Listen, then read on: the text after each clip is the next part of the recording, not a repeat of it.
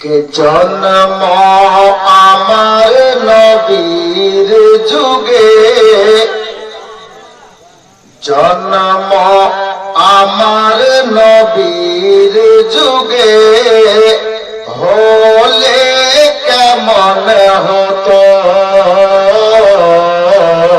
জন্ম আমার নবীর যুগে, হলে কেমন হতো।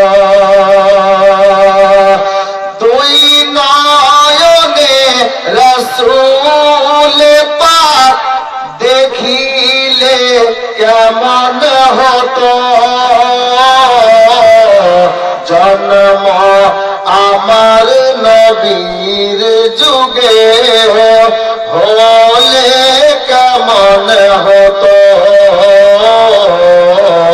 জন্ম আমার নবীর যুগে, হলে কেমন হতো। আপ দেখেন শায়ের কি বলছেন, সেই আনমোল পয়েন্টকে তুলে ধরেছেন।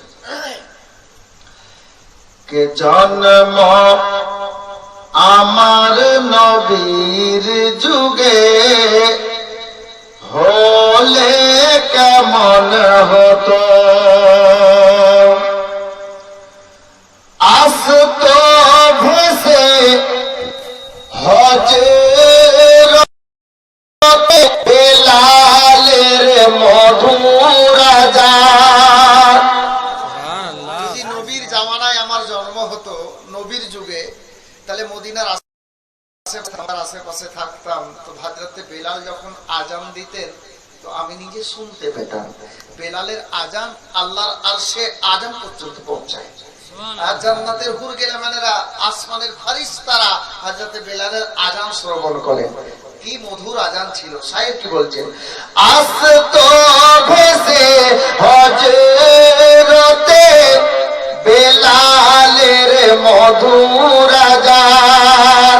যেই আযানে ছিল এমন প্রেম মুগ্ধ রহমান।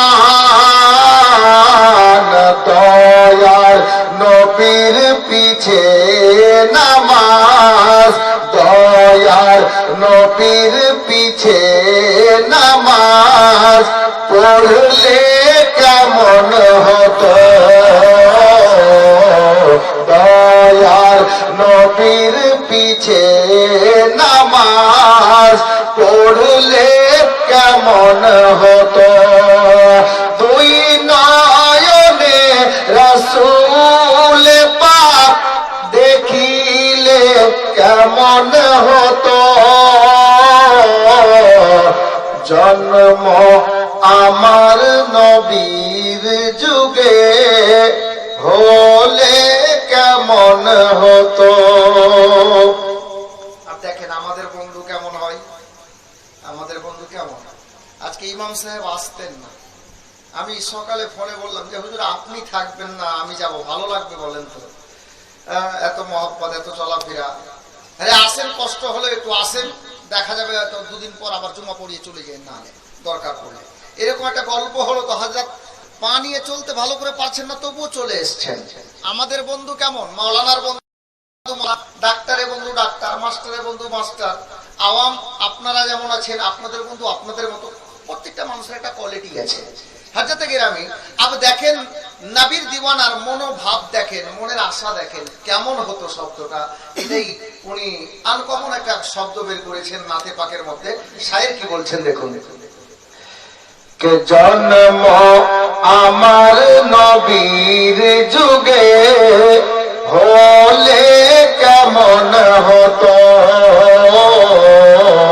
জন্ম আমার নবীর যুগে, হলে কেমন হতো। দিনী কত আলোচনায় থাকতাম আমি অধম। আল্লাহর নবীর জামানায় যুগে যদি আমার জন্ম হতো, তো দিনই আলোচনা যখন দয়ার নবী করতেন, তো না জানি কতই আলোচনায় থাকতাম। আল্লাহ আল্লাহ।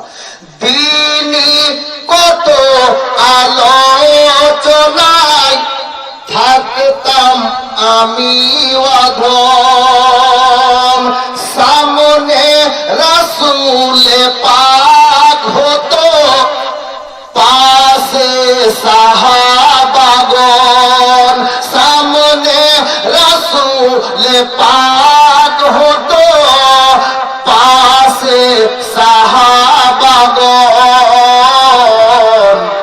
আবু বকর উমর উসমান আলী সঙ্গী কেমন হতো আবু বকর উমর উসমান আলী সঙ্গী কেমন হতো দুই নয়নে রাসূল পাক দেখিলে কেমন হতো জন্ম আমার নবীর যুগে হলে কেমন হতো। আর কারবালার জীবনী তো আপনারা শুনেছেন। হাজরত কেরামি শেষ ছন্দ শুনুন নাতে পাকে শায়ের বলছেন কি কেমন ছিল সেই দৃশ্য মদিনার দেখেছেন সব সাহাবী কেমন ছিল সেই দৃশ্য মদিনার দেখেছেন সব সাহাবী খেলছেন শিশু হাসান হুসাইন সাথে দয়ার নবী নবী কার মোবারক নাতি হুসাইন দেখলে কেমন হতো নবী কার মোবারক নাতি হুসাইন দেখলে কেমন হতো দুই নয়নে রাসূল পাক দেখিলে কেমন হতো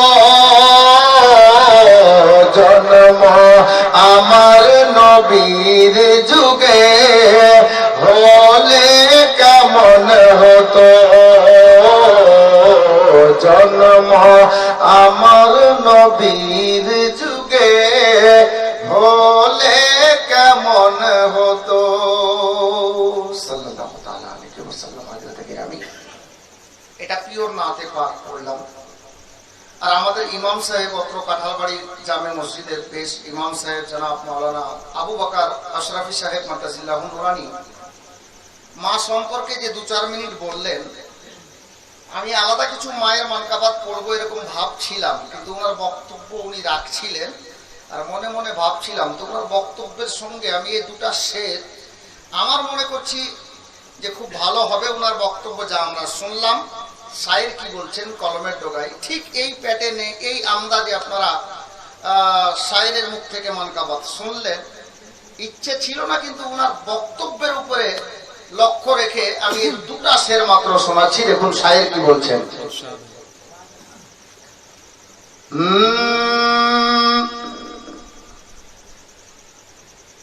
कि मेरे मौला की रहमत है मेरे मौला की रहमत है मेरी माँ मेरी जन्नत है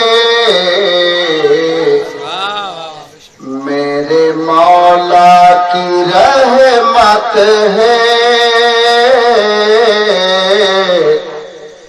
मेरी माँ मेरी जन्नत है तेरे आंचल की बरकत है मेरी माँ मेरी जन्नत है। अब शायर আমল তরিকায় উনি এই শের কলমে টোকায় তুলছেন। দেখুন कि हर खुशी चूम लेगी कदम और मिटेंगे सभी रंजो गम हर खुशी चूम लेगी कदम और मिटेंगे सभी रंजो गम। माँ अगर तू सलामत है, मेरी माँ मेरी जन्नत है। হযরতে গিরামি মানে লকডাউনে আওয়াজও লকডাউন হয়ে আছে, বুঝতে পারছেন, ডেলি নেই এখন, মাঝে মধ্যে আছে, যার জন্য বাপ ভাঙা গলায় মাত্র দুটা শের আর শুনেন। तू है राजी तो राजी खुदा, तू है राजी तो राजी खुदा, रद नहीं होती तेरी दुआ। মা যদি রাজি থাকে, হযরতের মুখে বক্তব্য শুনলেন, যার জন্য আমি ওই যে মিলিয়ে দেওয়ার জন্য সেটটা পড়ছি। तू है राजी तो राजी खुदा, रद नहीं होती तेरी दुआ, ये भी जिंदा हकीकत है, मेरी माँ मेरी जन्नत है। শেষ ছন্দ দেখুন, আমি পূর্ণ পড়লাম না বাপ, শেষ ছন্দ শুনুন। मानो जर की हकीकत है क्या, तेरे सदके में सब कुछ मिला। মা প্রেমিক ছেলে বলছে, বলছেন मानो जर की हकीकत है क्या, तेरे सदके में सब कुछ मिला, सबसे प्यारी तू दौलत है,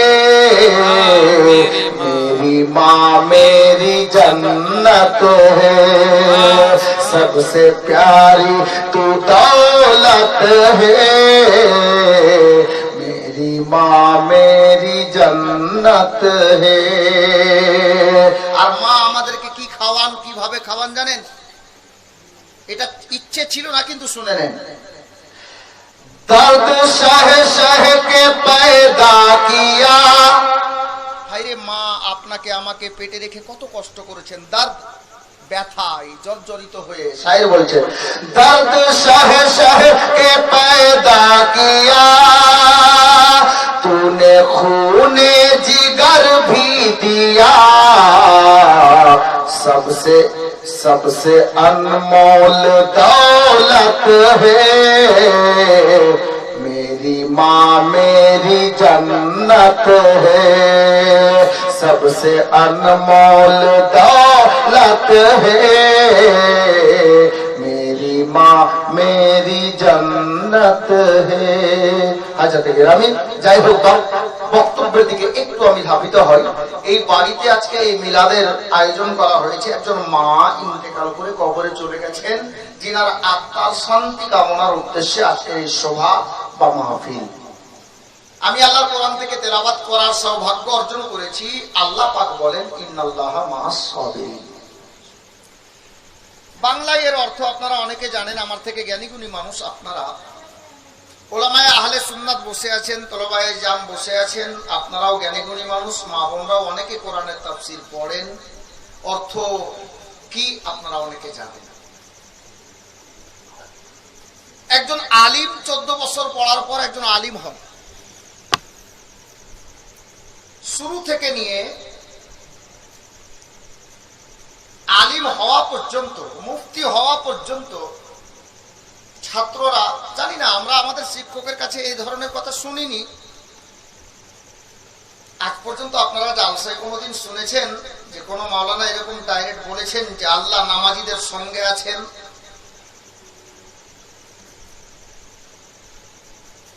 আল্লাহ নামাজীদের সঙ্গে আছেন, হাজীদের সঙ্গে আছেন, মুফতি সাহেবের সঙ্গে আছেন, হাজী সাহেবের সঙ্গে আছেন, গাজী সাহেবের সঙ্গে আছেন। এটা কথা পড়িও নি আর শুনিও নি। তবে আল্লাহর কোরআনে পড়েছি ইন্নাল্লাহা মা'আস সাবিরিন। আল্লাহ তাবারাক ওয়া তাআলা নিজেই বলছেন যে যারা সবুর করে থাকে আমি খোদা নিশ্চয় সবুরকারীদের সঙ্গে রয়েছি। সুবহানাল্লাহ, সবুরকারীদের সঙ্গে রয়েছি। আর নামাজ তো ফরজে আইন, রোজা ফরজে আইন, হজ ফরজে আইন, যাকাত ফরজে আইন। অনুরূপ সঙ্গে সঙ্গে মাতা পিতার সেবা করাও ফরজে আইন।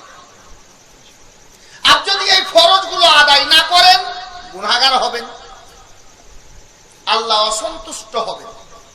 আল্লাহকে সন্তুষ্ট করার জন্য নামাজে পাঞ্জেগানা, হজ ফরজ হলে হজ আদায় করা, রোজা ফরজ হলে রোজা আদায় করা, রেখে নেওয়া, যাকাত ওয়াজিব হলে যাকাত প্রদান করা, মা বাবা বেঁচে আছেন ওনাদের সেবা করা, এটা ফরজে আইন রয়েছে। আচ্ছা বাপ, একটা কথা আমি এখানে ভাঙি, শুধু জালসার জীবনী শুনি আমরা খুব 3 ঘন্টা 4 ঘন্টা করে, আমল নেই, এটা আমাদের ত্রুটি, ভুল।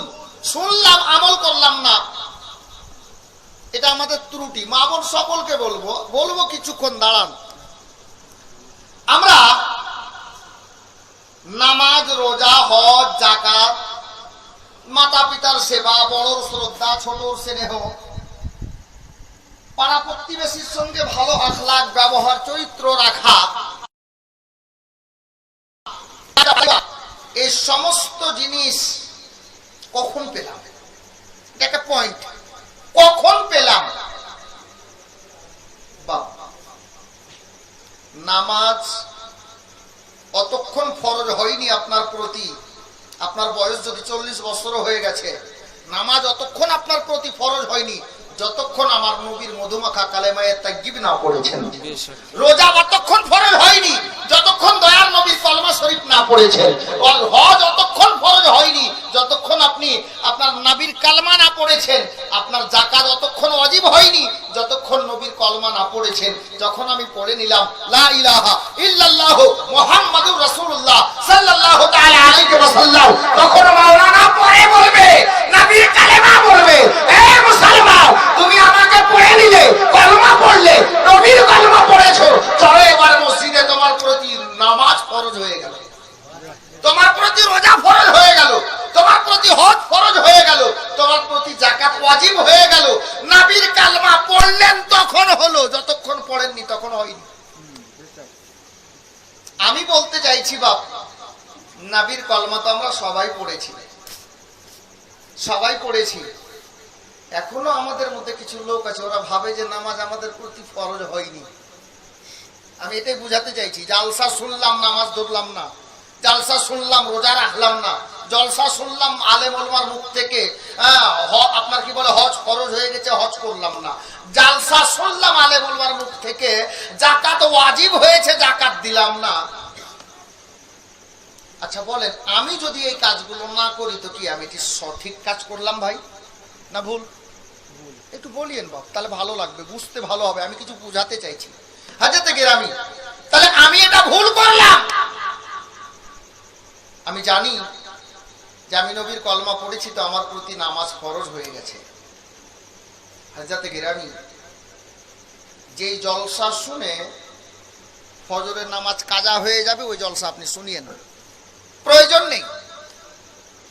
আমরা বলি কি, চলো আসমাউল এসছে, সুরটা ভালো আছে, একটু শুনে আসি। মাওলানা আবু বকর এসছেন রাজমহল থেকে, উনি ছাড়া বক্তব্য খুব সুন্দর রাখেন, চলেন শুনে আসি। এ ভাই, যদি নামাজ কাজা হওয়ার আশঙ্কা থাকে, আপনি জালসা শুনতে আসেন না, ঘুমিয়ে থাকেন, প্রয়োজন নেই। বুঝতে কি পারা গেল? বুঝতে এটাই পারা গেল, নবীর কলমা পড়ে নিয়েছেন, জলসা পড়ে নামাজ আগে, জলসা পড়ে নামাজ আগে, ব্যবসা পড়ে নামাজ আগে। হাজরাতে গেরামি, আমি বলবো যিনারা নামাজ পড়ছেন না ওনাদেরকে বলবো যে আজকের জন্য এই পয়েন্টটা মাথায় রাখেন, যে আগামীকাল থেকে যেন আমরা নামাজ পড়তে পারি। বলুন ইনশাআল্লাহ। জি, ইনশাআল্লাহ বলতে গিয়ে কথাটা মনে পড়ে গেল হাজরা। কিছু লোক আমাদের মধ্যে আছে, চাচি কেমন আছো, এ মা শুনেন, চাচি কেমন আছো, তো বলছে ইনশাআল্লাহ ভালো আছি। ভাই ভালো আছো তো? বলে হ্যাঁ দাদা ইনশাআল্লাহ ভালো আছি। এটা কিন্তু উত্তর না। আপনি যদি আরবিটা না পারতেন তাহলে এটাই বলতেন যে ভালো আছি, আল্লাহ খুশি হতেন। জি, ইনশাআল্লাহ এখানে লাগবে না। কেউ যদি আপনাকে জিজ্ঞেস করে চাচা কেমন আছেন, তাহলে বলতে হবে আলহামদুলিল্লাহ। যদি এটা বলা ভারী মনে হয় তাহলে বলিয়েন যে আল্লাহর হুকুমে ভালো আছি, আল্লাহ খুশি হবেন। দেখুন আমরা ব্যবসা বাণিজ্য করি, বাড়ি ঘরে কাজ কর্ম করি, মাঠে ঘাটে চাষবাস করি, খেটে খাওয়া মানুষ আমরা। আল্লাহ আপনাকে নিয়ামত বেশি বেশি তখন দান করবেন যখন ওনার বান্দা বান্দিরা, মানে আল্লাহর বান্দা বান্দিরা দুটি কাজ করবেন। যেটা কি, একটা হচ্ছে সবর মানে সবুর, আর একটা হচ্ছে শুকর মানে আল্লাহর শুকরিয়া আদায় করা। আমি কোরআন থেকে তেলাওয়াত করেছি, আমি নিজের মেন পয়েন্টে ফিরে আসছি। এ কটা কথা বললাম, নামাজ অবশ্যই অপরিহার্য প্রত্যেকটা সাবালক নর নারীর প্রতি। আল্লাহ কোরআনে বলেছেন আকিমুস সালাত, নামাজ কায়েম করো। নামাজ না পড়লে আপনাদের ইমামের ক্ষতি হবে না, ক্ষতি আপনারা হবে যখন মরবেন তখন। জি, কবরে খালি গিয়ে দেখেন, তারপর মজা আসবে, ধার বাকি হবে না কবরে। এখানেই 200 টাকা দাও তো ভাই, বাজার করবো, এখানে ধার বাকি। আর খালি কবরে যান, একটাও ধার বাকি না, জটাই পড়বে সব নগদ, একটাও ধার বাকি হবে না ভাই। জি, সময় থাকতে কিছু করে যান, মা সকলকে বলছি, হাজতে গেলেনি তো। আমি বলছিলাম আল্লাহ কোরআন তেলাওয়াত করেছি, আল্লাহ পাক পবিত্র কোরআনের মধ্যে ইরশাদ করেন ইন্নাল্লাহা মা'আস সাবিরিন। আল্লাহ বলেন যারা সবর করে থাকে আমি খোদা নিশ্চয়ই সবরকারীদের সঙ্গে রয়েছি। এই বাড়ি থেকে আজ মা চলে গেছে। আচ্ছা, সবর আমাদেরকে, ইনার তো টাইম হয়েছিল, কুল্লু নাফসিন যায়কাতুল মাউত, যার মধ্যে আত্মা আছে তাকে অবশ্যই একদিন মৃত্যু স্বাদ গ্রহণ করতে হবে। সময় হয়েছিল, উনি চলে গেছেন। ওনার স্বামী বেঁচে আছেন জনাব শওকত আলী সাহেব, গিয়াসউদ্দিন, নামটা ভুলে গেছিলাম, মাফ করবেন, নামটা আমাকে ঘরে বললেন, ভুলে গেছিলাম। জনাব গিয়াসউদ্দিন আহমেদ উনি বেঁচে আছেন, আর ছেলে মেয়েও বেঁচে আছে। তো ওনার স্বামীকে বলবো, জনাব গিয়াসউদ্দিন আহমেদ সাহেবকে বলবো, চাচা স্ত্রী চলে গেছে, যার জন্য আপনাকে কান্নাকাটি করে কোনো লাভ হবে না, বরঞ্চ আল্লাহর কোরআনকে যদি আপনি সিনায় বসিয়ে নেন, ইন্নাল্লাহা মা'আস সাবিরিন, সবুর করে নেন, উনি চলে গেছেন, আল্লাহ আপনার সঙ্গে থাকবেন। আমরা সবাই যদি সবুর করি, আল্লাহ আমাদের সবার সঙ্গে থাকবেন। জি, কারণ আল্লাহ কোরআনে নিজেই বলেছেন। আচ্ছা, সবুর আমরা করি, কিন্তু আমাদের মধ্যে কিছু লোক আছে, কিছু লোকের সবুরই নেই। আচ্ছা দেখেন, সবুর কাকে বলে, কিভাবে করেন সবুর, তো আল্লাহ আপনার সঙ্গে হবেন। আল্লাহ আল্লাহ, সারা বিশ্বের বুকে সাবেরা সবুর কারণেওয়ালি মেয়ে দ্বিতীয় ওই মতো জন্ম নেবে না, যেমন নবী নন্দিনী জান্নাত রানী মা ফাতেমাতুজ জাহরা সবুর করেছিলেন। আর সারা বিশ্বের বুকে ওই মতো দ্বিতীয় সবুরকারী পাওয়া যাবে না। সাজ্জাতুস শুহাদা, তাজদারে কারবালা, সরজমিনে কারবালাতে ইমাম হুসাইন সবুর করেছেন, জিনার উপাধি সাব্বির। বাহ বাহ, জিনার উপাধি সাব্বির। জি, আচ্ছা বাপ বলেন তো, আমি এবার পয়েন্টে আসছি, আপনারা জ্ঞানী মানুষ, একটু বুঝে নিয়েন। ইনি আপনাদের ইমাম সাহেব, তাই না? একটু কথা বলিও ভাই, ইমাম সাহেব কিনা? ইমাম সাহেব। এখানে একটা উদাহরণে, মানে মানুষ কথাই বলে একটা তীর আর দুটা নিশানা, ওই অনুরূপ আমি ওই ধরনের কথা বলছি। দুনিয়াবি কথা মাঝে মধ্যে আমি জালসাই বলি, তবে ফালতু কথা বলি না ভাই, খেয়াল রাখবেন। আপনাদের ইমাম সাহেব রাজমহল বাড়ি,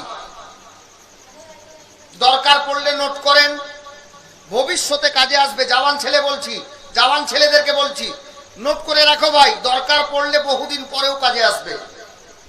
ইমাম সাহেবের বাড়ি রাজমহল, পিয়ারপুর, নামই পিয়ারপুর। হ্যাঁ, তো পিয়ার তো করতেই হবে। জি, পিয়ারপুর থেকে আসলেন কাঁঠাল বাড়ি। চাচা আপনার নাম একটু বলুন, আপনাকে বলছি। সোহরাব শেখ, জনাব সোহরাব আলী। আচ্ছা শেখ, ওটা বংশগত একটা টাইটেল, উপাধি থাকে। সোহরাব শেখ আপনারা চিনেন তো সবাই। ইমাম সাহেব নতুন এসছেন কাঁঠালবাড়ি জামে মসজিদে, সবে মাত্র 2 দিন হয়েছে। জনাব সোহরাব শেখ চাচা আমার একদিন ফজরের নামাজ পড়তে গেলেন। এশার নামাজ পড়তে গেলেন। এশার নামাজ পড়ে যখন বাড়ি আসছেন ইমাম সাহেবের সঙ্গে দেখা করলেন। হাজরত, হুজুর আপনার খানা পানি সব ঠিক এসছে তো? বয়স্ক লোক, নতুন এসছেন মৌলানা সাহেব, জিজ্ঞাসা করছেন। তো ইমাম সাহেব বলছে, হ্যাঁ চাচা এসছে। ইমাম সাহেব দুদিন থেকে দেখছে লোকটা বেশ ভালোই, আমার খবর রাখছে, লোকটা ভালো আছে, লোকটা ভালো আছে, মনে মনে বলছেন লোকটা ভালো আছে। তো উনাকে উনি বলছেন, চাচা কালকে সকালে আপনার বাড়ি যাবো, ফজরের নামাজ পড়ে একটু আপনার উঠানে গিয়ে বাংলায় গিয়ে বসবো, এক কাপ চা ওখানে খাবো আপনার বাড়িতে।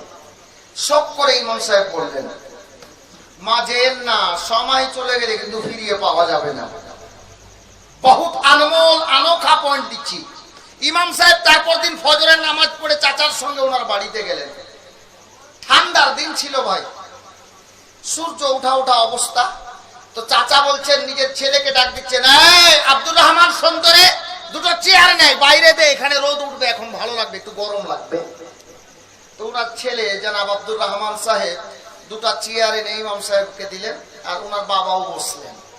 চাচা, ইমাম সাহেব জিজ্ঞেস করেন, চাচা আপনার ছেলে কটা?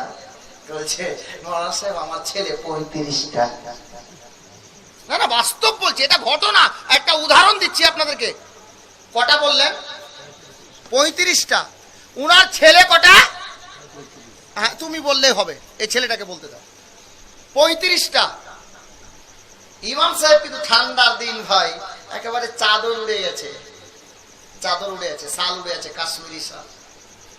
মসজিদ থেকে বের হওয়ার সময় ঘরের মধ্যে মৌলানা সাহেবের একটা ছুরা রাখা ছিল।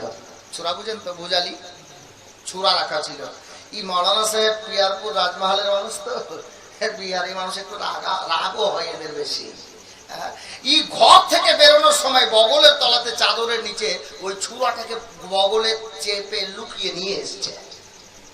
চাচা আমি শুনলাম আপনার ছেলে 35টা। বলে হ্যাঁ। বলে চাচা একটু ডাকেন না, এতটা ছেলে আপনার, একটু দেখি।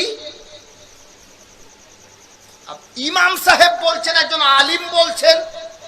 তো চাচা কি করলেন, ছেলেরা বাইরে এসো তো। সবটা বাইরে আসলো, সবটা বাইরে আসলো। লাইন ধরে দাঁড়াও, বাপের অর্ডার। 35টা ছেলে লাইন ধরে দাঁড়ালো সারিবদ্ধ ভাবে।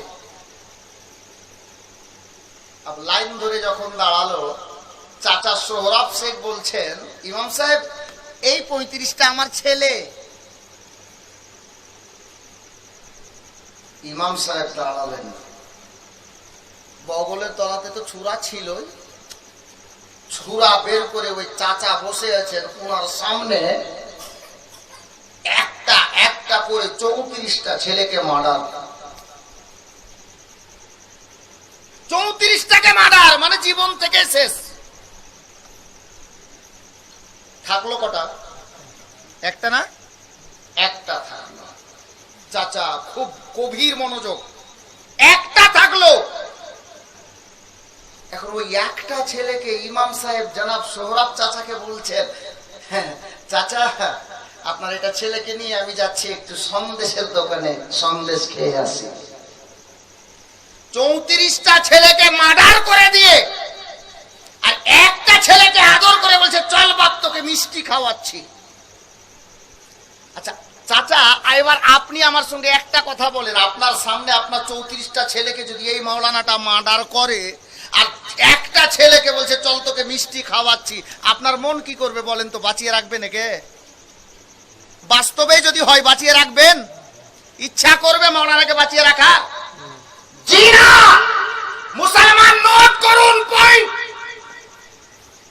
দিনে নামাজ কত ওয়াক্ত? 5 ওয়াক্ত। 7 দিনে কত ওয়াক্ত? কত? আমি একটু অঙ্ক আবার কম জানি। 35 ওয়াক্ত। 7 দিনে নামাজ ফরজ মুসলমানের প্রতি কত ওয়াক্ত? 7 দিনে 35 ওয়াক্ত। 5 7 35। 34 ওয়াক্তের নামাজকে আপনি ছেড়ে দিলেন আর শুক্রবারে গেলেন মুসাল্লি সেজে জুমা পড়তে। 7 দিনের মধ্যে 34 ওয়াক্তের নামাজ ছেড়ে দিয়ে শুধু জুমা আপনি পড়লেন কেন? 34 ওয়াক্তের নামাজ তো আল্লাহ আপনার জন্য ফরজ রেখেছিলেন, রেখেছেন জেনে বুঝে। 34 ওয়াক্তের নামাজ কাহারও আছে, জালালও আছে।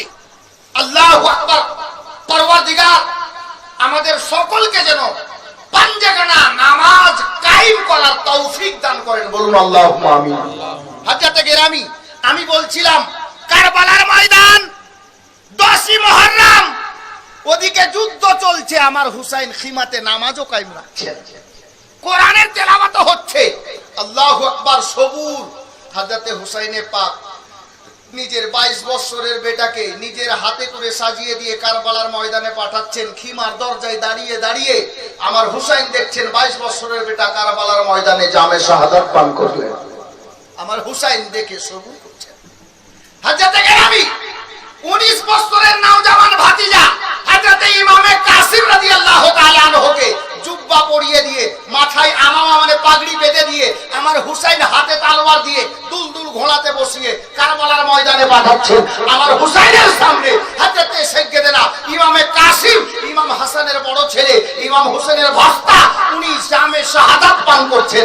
আমার হুসাইন কারবালার ময়দানে যাচ্ছেন, নিজের ভাস্তার মস্তক মোবারক খানাকে নিজের কোলে নিচ্ছেন, আর চাচার চেহারা দেখে মুস্কুরিয়ে হেসে আমার নবীর কালমায়ে তাইয়্যিব পাঠ করতে করতে চাচার কোলে মাথা রেখে আমার সাইয়্যিদুস শুহাদার ভাতিজা ইমামে কাসিম রাদিয়াল্লাহু তাআলা আনহু উনিও জামে শাহাদাত পান করছেন। আমার হুসাইন তখনও সবর করছেন। হযরতে গেরামি, এটা তো আপনার 19 বছরের ছেলের কথা বললাম, তাজদারে কারবালা সাইয়্যিদুস শুহাদা ইমাম হুসাইন রাদিয়াল্লাহু তাআলা আনহু নিজের 6 মাসের বেটা হযরতে সাইয়্যিদনা ইমাম আলী আসগর রাদিয়াল্লাহু তাআলা আনহুকে কারবালার ময়দানে নিয়ে যাচ্ছেন পানি পান করানোর উদ্দেশ্যে, কিন্তু জালিমেরা পানির বদলে তীরের বৃষ্টি করে দিচ্ছে। আমার হুসাইনের কোলে হযরতে সাইয়্যিদনা ইমাম আলী আসগরের হুলকুমে তীর লাগা পরপর আল্লাহ পাক রব্বুল আলামিনের পিয়ারা হয়ে যাচ্ছে। হযরতে ইমাম আলী আসগর 6 মাসের ছেলে বাপের কোলে শহীদ হচ্ছেন। আমার হুসাইন তখনও সবর করছেন। হযরতে গেরামি, বিরাদরানে ইসলাম, আমি বলতে চাই বেটার কুরবানি বাপের হাতে, বাপের হস্ত মোবারকে বেটা শহীদ হচ্ছেন। আমার হুসাইন তখনও কাঁদেননি, সবর করেছেন। চাচা জনাব গিয়াসউদ্দিন আহমেদ সাহেবকে বলবো, স্ত্রীর টাইম হয়েছিল, চলে গেছে। ওই মায়ের ছেলে মেয়ে বৌমা পোতাপতি নাতি নাতনি যারা আছেন সকলকে বলবো, ওনার সময় হয়েছিল, উনি চলে গেছেন। এখন একটাই রাস্তা আমাদের জন্য বাকি আছে, যেটা হলো ইন্নাল্লাহ মা'আস সাবিরিন। সবর করে নিতে হবে, আল্লাহ পাক আমাদের সঙ্গে থাকবেন। আমার হুসাইনের সুন্নত আদায় হবে যদি আপনি সবর করেন, আমার ফাতেমার সুন্নত আদায় হবে যদি কোনো মা সবর করে, আমার মাওলা আলীর সুন্নত আদায় হবে যদি আপনি সবর করেন, হযরতে নবী পাকের সুন্নত আদায় হবে যদি আপনি সবর করে নেন। হযরতে গেরামি, যাকে বাপ আমার পয়েন্ট একটা বলে দিয়ে ইনশাআল্লাহ তাআলা আমি স্টেজ থেকে বিদায় নেব আপনাদের সম্মুখ থেকে। যার মূল ভাব একটাই আমি বলবো, মরার আগে, কবরে যাবার আগে কোন ছেলে কোন মেয়ে আমার নবীর মহব্বত, নবীর প্রেম, নবীর ভালোবাসা অন্তরে রেখে যদি কবরে যেতে পারে, তা আমি বলবো ভাব আপনি ইন্তেকাল করবেন, কবরে যাওয়ার আগে আপনাকে বাড়িতে আপনার আত্মীয় স্বজন গোসল দেবে, কাপড়ের কাপড় কিনতে যাবে, আল্লাহ আল্লাহ, আপনি ইন্তেকাল করবেন, আপনার কবরে যাওয়ার আগে আপনি বাড়িতেই থাকবে, আপনার লাশটা আপনাকে স্বাগতম জানানোর জন্য জান্নাতের হুর গেলে আপনার কবরে তখন থেকে হাজির থাকবে। যদি নবীর ইশক, নবীর মোহাব্বত, নবীর ভালোবাসা আপনার অন্তরে ভরপুর থাকে তো। বাস এই কটা কথা বুঝিয়ে আমি বিদায় নিয়ে নেব। হযরতে গেরামি, নবী পাক সাল্লাল্লাহু তাআলা আলাইহি ওয়াসাল্লামের মক্কি এবং মাদানী জিন্দেগি, মোট জিন্দেগি হচ্ছে 63 বছর। 63 বছরের মধ্যে 53 বছর হচ্ছে মক্কায় আর 10 বছর মদিনায়।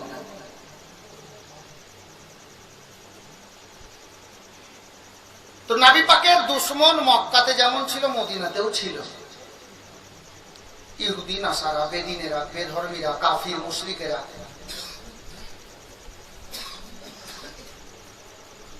আল্লাহর নবী যখন মদিনাতুল মুনাওয়ারায় চলে গেলেন, মদিনার সরজমিন যদি দেখে এসছেন, মদিনার প্রতিটা গলিতে যখনই আপনি হাঁটবেন, আল্লাহ আল্লাহ, মদিনার তেঁতুল মিষ্টি শুনেছেন, অনেকে খেয়েছেন, খেজুর মিষ্টি শুনেছেন, বেদানা মিষ্টি শুনেছেন, নিজের চোখে নিজের চোখে দেখলাম ভাই। আরে বেদানা খেজুর আর আমলি তো মিষ্টিও আছে আছে, তেঁতুল তো আছে আছে, মদিনার গলি গলিতে মদিনার রোদ, মদিনার রোদ সূর্যের তাপও মিষ্টি। জোরে বলুন সুবহানাল্লাহ। সূর্যের তাপও মিষ্টি। এটা এমন একটা দরবার। আল্লাহর নবী তাজদারে মদিনা সাল্লাল্লাহু তাআলা আলাইহি ওয়াসাল্লাম সোনার মদিনায় নিজের জিন্দেগি যাপন করছেন। ওই মদিনাতে একটা ইহুদি ছিল বাপ। ওই ইহুদিটা অনেক বড় পয়সাওয়ালা ছিল। আর মদিনার ওই ইহুদির বাড়িটা, এই যে একটা রাস্তা দেখছেন, রাস্তার ধারে একেবারে বাড়ি ছিল। কিতাব লেখক বলছেন ওই ইহুদির একটাই ছেলে। আমি কিন্তু ঠিক বক্তব্যে চলে এসেছি বাপ, আর ডানে বামে যাচ্ছি না। একটাই ছেলে, ও আবার জওয়ান ছেলে। উঠতে বসতে নিজের বাড়িতে দেখছে তার মাকে তার বাবাকে, মানে ইহুদিকে আর ইহুদির বিবিকে। উঠতে বসতে সকাল সন্ধ্যা বিকাল দুপুর একই মতো আল্লাহর নবী মুহাম্মদ আরবি সাল্লাল্লাহু আলাইহি ওয়াসাল্লামের ব্যাপারে কটু কথা, খারাপ কথা, উঠতে বসতে মানে যেগুলো কথা বলা দরকার নেই, উচিত না, ওগুলো বলছে। একটা লোকের প্রতি যদি উঠতে বসতে কেউ খারাপ মন্তব্য করে আর তার ছেলেটা যদি ডেলি বাড়িতে শোনে, ওই ছেলেটার মন কি বলবে বলেন তো? ছেলেটার মন এটাই বলবে যে নিশ্চয় ওই লোকটা আমার আব্বা আর আম্মার দুশমন আছে। না এরকম উঠতে বসতে কেন বলবে?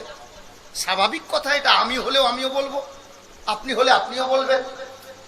তো ইহুদির বেটাটা চিন্তা করলো যে নিশ্চয় মুহাম্মদে আরবি আমার আব্বা আম্মার দুশমন আছে। তাহলে না থাকবে বাঁশ, না বাজবে বাঁশুড়ি। ই মুহাম্মদে আরবি না থাকবে, না আমার আব্বা আম্মার দুশমন থাকবে। ইহুদির জওয়ান বেটার মনের ধারণা। ওই ইহুদির বেটাটা মনে মনে ফয়সালা নিল কি, যে আমি বাড়ির গেট থেকে বেরোবো তালোয়ার নিয়ে, আর তালোয়ার নিয়ে বেরিয়ে রাস্তায় দাঁড়িয়ে যাব। মুহাম্মদে আরবি যখন এই রাস্তা দিয়ে যাবে, এই তালোয়ার দিয়ে তার দেহ থেকে গর্দনটা উড়িয়ে দেবো। বলেন নাউজুবিল্লাহ। এটা ইহুদির বেটার ধারণা।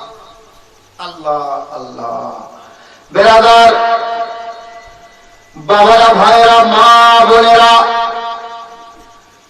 আল্লাহর নবী তাজদারে মদিনা সাল্লাল্লাহু তাআলা আলাইহি ওয়াসাল্লামকে মারবো বলে এই উদ্দেশ্য নিয়ে ওই ইহুদির জওয়ান বেটাটা খালি তলোয়ার নিয়ে তারপর দিন সকাল বেলায় রাস্তার ধারে দাঁড়িয়ে গেল।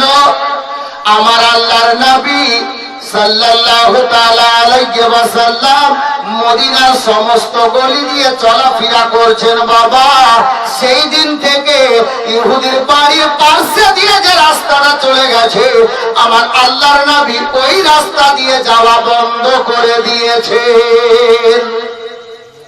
ওই রাস্তা দিয়ে আর যাচ্ছেন না। আমার নবী জানেন যে ইহুদির বেটা আমাকে মারার জন্য দাঁড়িয়ে আছে।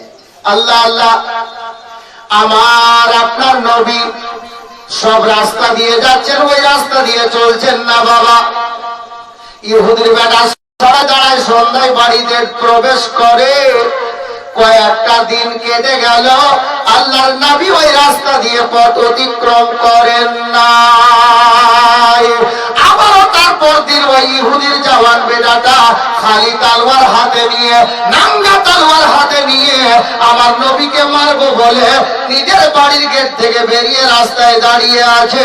আর আমার আপনার নবী আল্লাহর পিয়ারা পয়গম্বর, নবীদের সর্দার, মা আমেনার নয়নতারা, যিনি আল্লাহর পিয়ারা, আমার বিশ্ব নবী, আজকে নবী মসজিদে নববী থেকে বেরিয়ে ওই রাস্তা দিয়ে চলতে আরম্ভ করেছেন।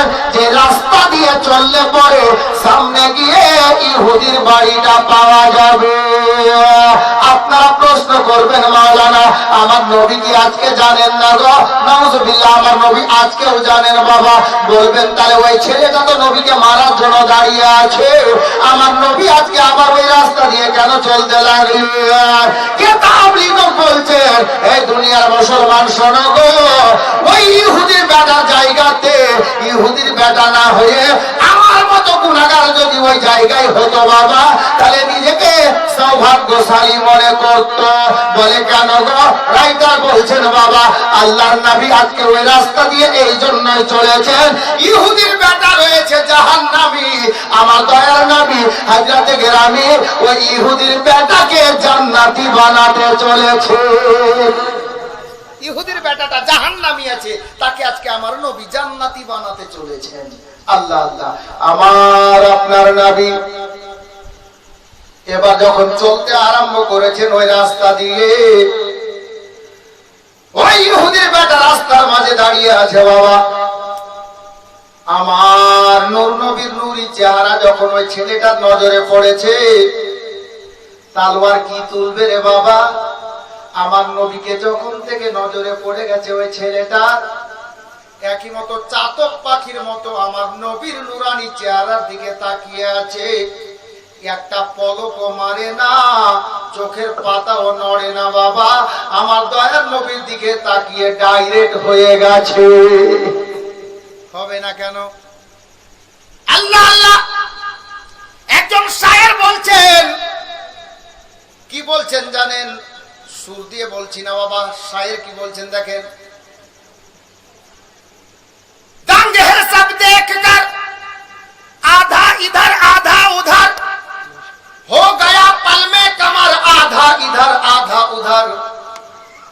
और चांद क्या है, चांद क्या है, आसमां को भी अगर कहते हुजूर तो वो भी होता टूटकर आधा इधर आधा उधर।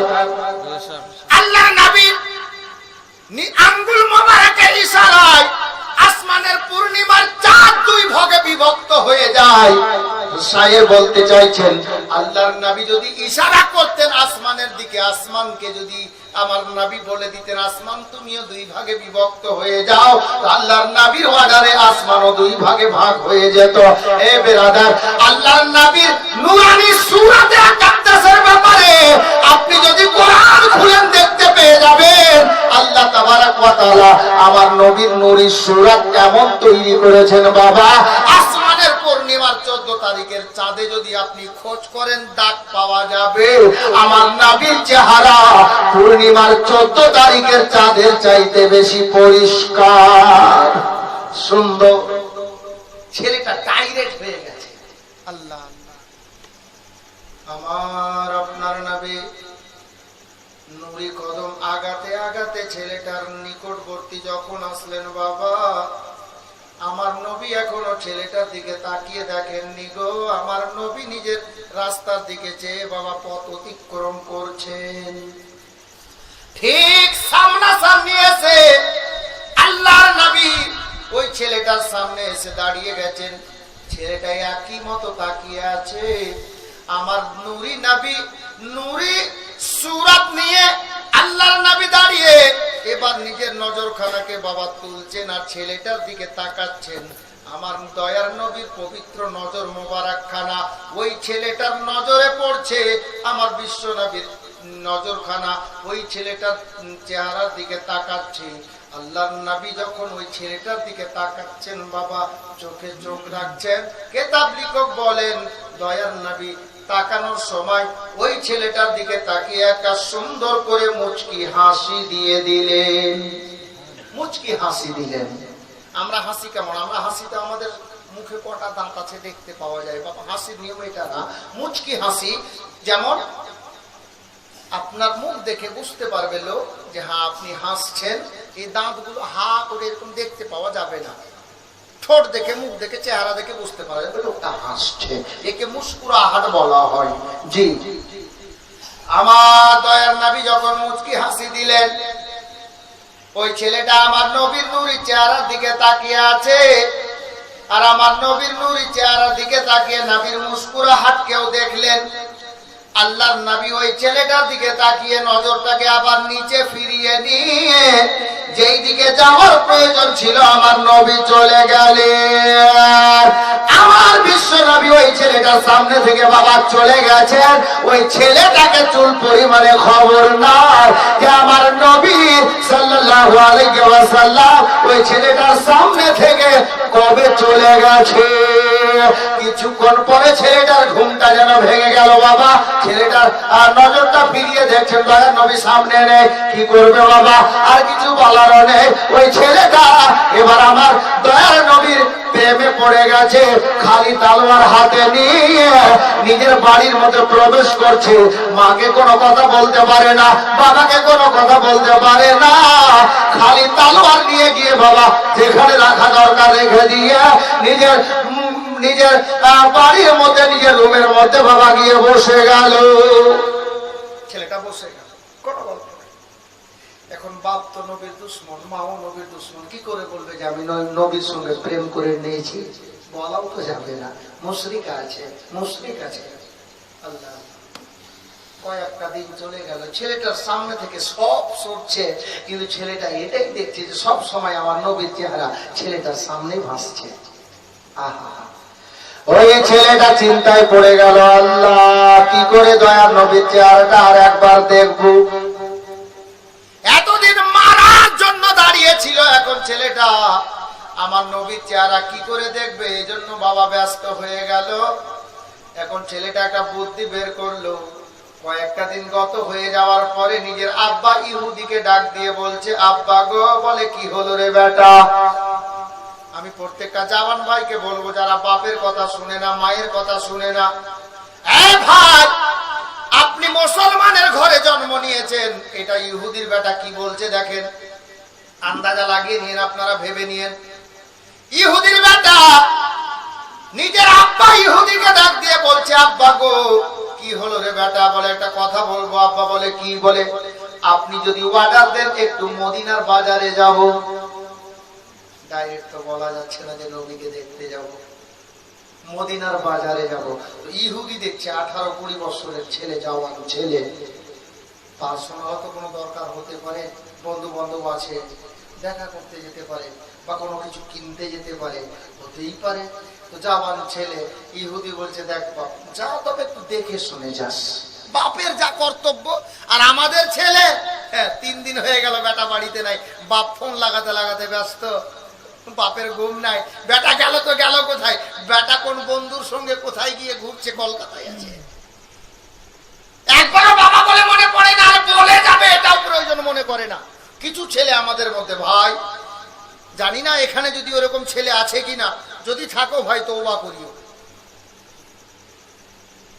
ইহুদির বেটা নবীকে দেখতে যাবে, বাবাকে ডাইরেক্ট বলতে পারছে না, কিন্তু মদিনার বাজারে যাবে, এই কথাটা বাবাকে বলছে। আব্বা আপনি অর্ডার দিলে আমি যাব, দিলের কথা দিলে আছে, এটা কথা আসলটা এই জন্য বলছে না যে বাবা ইহুদি আছে, নবীর দুশ্মন আছে, আমাকে নাও যেতে দিতে পারে ওই কথা বললে, যার জন্য আসল কথাটা বলছে না বাবা। ইহুদি বলল, বেটা যা তবে দেখে শুনে যাস, বাপের যা কর্তব্য বলল। ইহুদির জওয়ান বেটা মদিনার বাজারে খেজুর কিনতে নয়, জামা কিনতে নয়, ইহুদির বেটা মদিনার বাজারে যাবে না, মদিনার মসজিদে নববীর গেটে যাবে। ওই ছেলেটার মনের আশা হলো এটা যে কিছু আর ভালো লাগে না, বাবাকে মাকে ভালো লাগে না, বাড়িতে ভালো লাগে না, ওই নবীর চেহারাটা দেখলে আমার মনটা ফ্রি হয়ে যাবে, আত্মাখানা শান্তি পাবে। মসজিদে নববীর গেটে গিয়ে দাঁড়াবো, আর দয়ার নবীর মধুমাখা চেহারাখানা একটা নজর তাকিয়ে দেখবো, আর দেখে নিয়ে নিজের মন খানাকে আমি সান্ত্বনা দেব। নবীকে দেখার জন্য যাচ্ছে। তাই আজ থেকে 14 বছর পূর্বে আমি এই গজলটা লিখেছিলাম। জি 14 বছর আগে, মানে আমার বিয়েরও আগে। জি আমি এই গজলটা লিখেছিলাম, কি জানেন, কে কিছুই ভালো লাগে না। ওই ছেলেটা এটাই বলতে চাইছে, কিছুই ভালো লাগে না নবী গো তোমার বিহনে, মন করে ঘর বানাইতাম তোমার রওজার সামনে, কিছুই ভালো লাগে না। হযরত গেরামি নবীর দিওয়ানা কি বলছে দেখো, যদি মদিনাবাসী হইতাম তোমার দিদার গো পেতাম, যদি মদিনা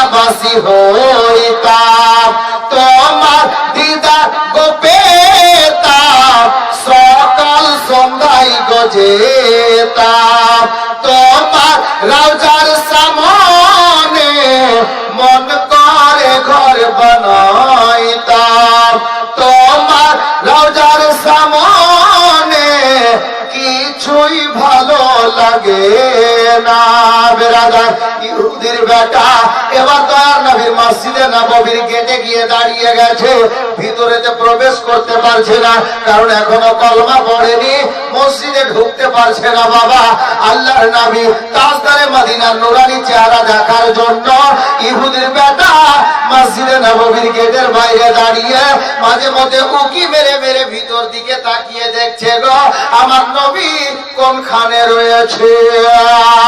আল্লাহ আল্লাহ আমার আকা মাওলা তাজদারে মদিনা আর আল্লাহু আকবার নবীদের সর্দার আমার নূরি নবী ইলমে গায়বের সংবাদদাতা নবী গো মসজিদে নববীর মধ্যে থেকে উনি জানতে পারছেন বাবা যে আমার দিওয়ানা ইহুদির বেটা আমার প্রেমে পড়েছে, আমাকে দেখার জন্য বাইরে অপেক্ষা করেছে।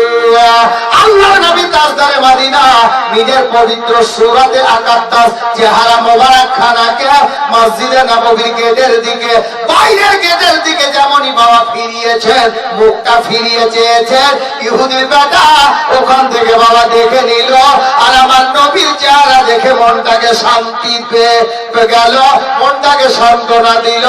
আমার নবী মুখ এবার ফিরিয়েছেন, ইহুদির বেটা সেখান থেকে আবার বাড়ির দিকে রওনা হয়ে গেল।